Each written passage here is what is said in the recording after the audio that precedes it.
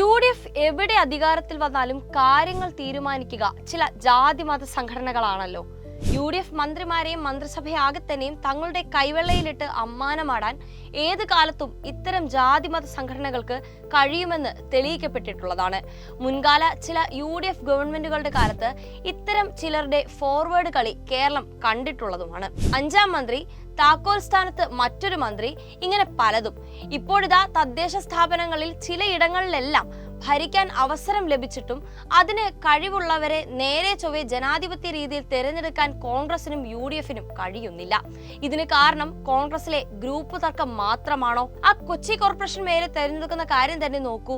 Deepthi Mary Varghese മേയറാകുമെന്നാണല്ലോ തെരഞ്ഞെടുപ്പ് ഫലം വന്നതിന് ശേഷം ഉണ്ടായിരുന്ന പ്രചരണം. BD സതീശനൊക്കെ അത്തരത്തിൽ അവർക്ക് വാക്ക് കൊടുത്തിരുന്നെന്നാണ് പറയുന്നത്. എന്നാൽ എറണാകുളം DCC പ്രസിഡന്റ് മറുവെട്ട് വെട്ടി ദീപ്തിയെ ഒഴിവാക്കിയെന്നാണ് ഇപ്പോൾ കേൾക്കുന്നത്. മറ്റ് 2 പേരെ ടേം വെച്ച് മേയറാക്കാൻ തീരുമാനിച്ചതായും വാർത്ത വന്നു. എറണാകുളത്തെ ചില മതമേധാവികൾ നടത്തിയ പിടിവലിയിലാണ് ദീപ്തി ഔട്ടായതെന്നാണ് ദീപ്തിക്ക് വേണ്ടി നിൽക്കുന്നവർ പറയുന്നത്. ഇപ്പോൾ മേയറായി തീരുമാനിച്ചയാൾക്ക് വേണ്ടി മറ്റ് ചില മതസംഘടനകൾ ചരട് വലിച്ചതായും വാർത്ത വരുന്നുണ്ട്. ഇനി ഇതിന്റെ എല്ലാം വരും വരായികകൾ കാണാനിരിക്കുന്നതേയുള്ളൂ. UDFന് ഭരണം എന്നാൽ ഒരു സാങ്കേതിക സംവിധാനം മാത്രമാണ്. ഭരിക്കുക സാമുദായിക ശക്തികളായിരിക്കും. കേരളത്തിൽ പിന്നെ എല്ലാം നിയന്ത്രിക്കുക ഇവരായിരിക്കും.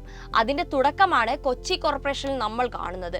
ഭൂരിപക്ഷം കിട്ടിയ ഒരു മുന്നണിക്ക് ജനാധിപത്യപരമായ മാർഗത്തിൽ മേയറെ തെരഞ്ഞെടുക്കാൻ കഴിയുന്നില്ല. ഒടുവിൽ തെരഞ്ഞെടുത്തതാകട്ടെ സാമുദായിക സംഘടനകളുടെ സമ്മർദ്ദത്തിന് വഴങ്ങിയും. അവർ നൽകുന്ന ലിസ്റ്റ് അക്ഷരം പ്രതി അനുസരിക്കുക മാത്രമാണ് കോൺഗ്രസിന്റെയും UDFന്റെയും പണി. പല ഘട്ടങ്ങളിലും ഉമ്മൻചാണ്ടി മന്ത്രിസഭയെ അക്ഷരാർത്ഥത്തിൽ നിയന്ത്രിച്ചിരുന്നത് കേരളത്തിലെ സാമുദായിക സംഘടനകളാണെന്നത് ചരിത്രമല്ലേ? അത് വടക്കു നിന്നും മധ്യ കേരളത്തിൽ നിന്നുമൊക്കെ തരാതരം പോലെ ഉണ്ടായിട്ടുമുണ്ട്.